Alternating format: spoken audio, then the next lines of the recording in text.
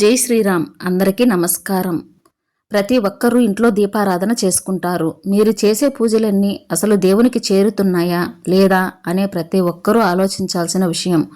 కొన్ని ముఖ్యమైన నియమాలను పాటిస్తూ ఆడవారు ఇంట్లో దీపారాధన చేసుకుంటే మీ పూజలన్నీ నేరుగా దేవునికి చేరుతాయి.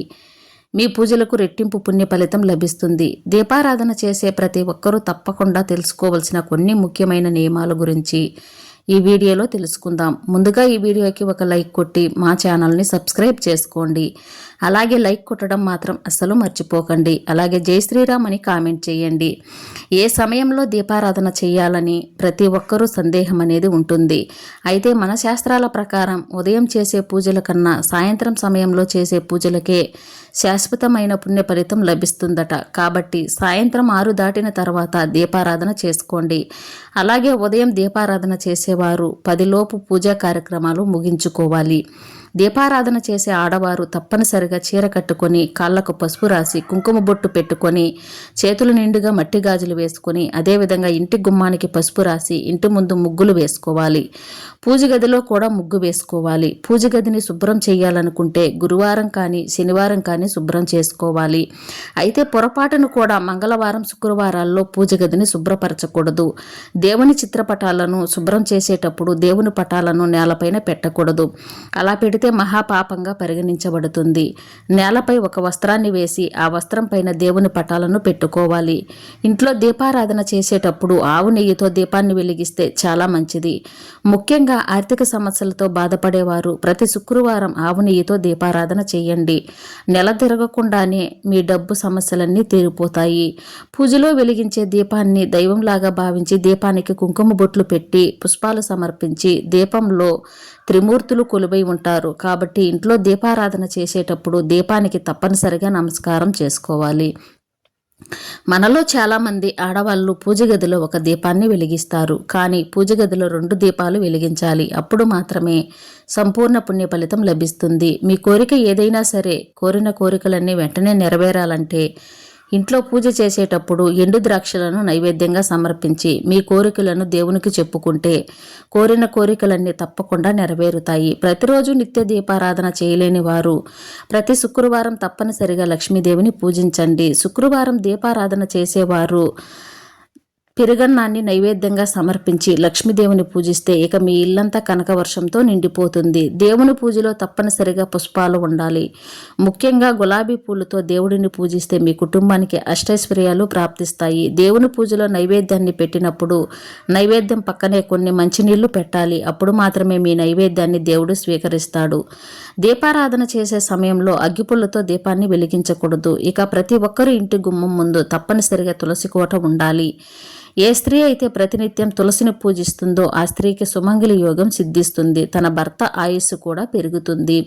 కుటుంబంలో ఆర్థిక సమస్యలు ఏర్పడకుండా ఇల్లంతా అష్టైశ్వర్యాలతో నిండిపోతుంది.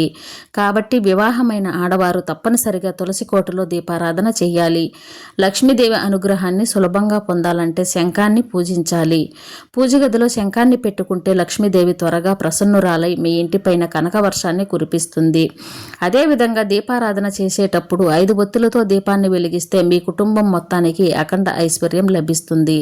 ప్రతి ఒక్కరూ ధనవంతులు కావాలని కోరుకుంటారు. లక్ష్మీదేవి కటాక్షంతో త్వరగా కోటీశ్వరులు అవ్వాలంటే ప్రతి శుక్రవారం సాయంత్రం సమయంలో ఇంటి గుమ్మం ముందు 2 దీపాలు వెలిగించి పూజ గది ముందు కూర్చొని కనకదార స్తోత్రాన్ని చదవండి. ఇలా 3 శుక్రవారాలు చేస్తే ఎంతటి కటిక పేదవాడైనా సరే కోటీశ్వరులు అవ్వక తప్పదు. ఇంట్లో పూజ చేసేటప్పుడు ఒక రాగి చెంబులో నీళ్లు పోసి అందులో ఒక చిన్న బెల్లం ముక్క అలాగే తులసి ఆకులు వేసి పూజ గదిలో పెట్టుకోండి. పూజ పూర్తయిన తర్వాత ఆ నీటిని తీర్థంలాగా తీసుకోవాలి. ఇలా చేస్తే దేవుని సంపూర్ణ అనుగ్రహం లభిస్తుంది. ఆడవారికి నెలసరి పూర్తయిన తర్వాత శుభ్రంగా తలస్నానం చేసి ఇల్లంతా శుభ్రం చేసుకొని పూజ గదిని శుభ్రం చేసుకోవాలి. దేవునికి ఉపయోగించే పుష్పాలను నీటితో కడగకూడదు. వాసన చూసిన పుష్పాలను దేవుని పూజలో ఉపయోగించకూడదు. ఎండిపోయిన పువ్వులు పూజ గదిలో ఉండకూడదు. వీటి వల్ల మీ ఇంట్లో సమస్యలు ఏర్పడతాయి. దేవుని పూజలో తప్పనిసరిగా 3 అగరవత్తులను వెలిగించాలి. ప్రతి ఒక్కరి పూజ గదిలో తప్పనిసరిగా వినాయకుని చిత్రపటం ఉండాలి. ఇంట్లో పూజ చేసేటప్పుడు ముందుగా వినాయకునికి నమస్కారం చేసుకొని ఇంట్లో దీపారాధన చేసుకోవాలి. పూజ గదిలో ఉండే వినాయకుని చిత్రపటం ఒకటి కన్నా ఎక్కువగా ఉండకూడదు. మీ పూజ గదిలో ఉన్న వినాయకుడి తొండం ఎడమ వైపుకు తిరిగి ఉండాలి. ఇక దీపారాధన చేసే ఆడవారు జుట్టు విరబోసుకొని పూజ చేయకూడదు. ఇలా చేస్తే లక్ష్మీదేవికి కోపం వస్తుంది. ఇంట్లో పూజ పూర్తయిన తర్వాత తప్పనిసరిగా 5 ప్రదక్షిణాలు చేయాలి. మీ పూజ గదిలో తప్పనిసరిగా పసుపుతో ఒక చిన్న స్వస్తిక్ గుర్తును వేయండి. పూజ గదిలో స్వస్తిక్ గుర్తు ఉంటే ముక్కోటి దేవతల ఆశీర్వాదాన్ని పొందవచ్చు. ఐశ్వర్యానికి దేవత అయిన లక్ష్మీదేవికి కొబ్బరికాయ అంటే అత్యంత ప్రీతి కాబట్టి ఆర్థిక సమస్యలతో ఇబ్బంది పడేవారు, అప్పుల సమస్యలతో బాధపడేవారు ఇంట్లో దీపారాధన చేసేటప్పుడు ఒక కొబ్బరికాయను కొట్టి లక్ష్మీదేవికి నమస్కారం చేసుకోండి. ఆర్థిక సమస్యలన్నీ వెంటనే తీరిపోతాయి. ఈశాన్య దిక్కులో పూజ గది ఉండాలి. ఇక పూజ గదిలో ఎట్టి పరిస్థితుల్లోనూ న్యూస్ పేపర్లను వేయకూడదు.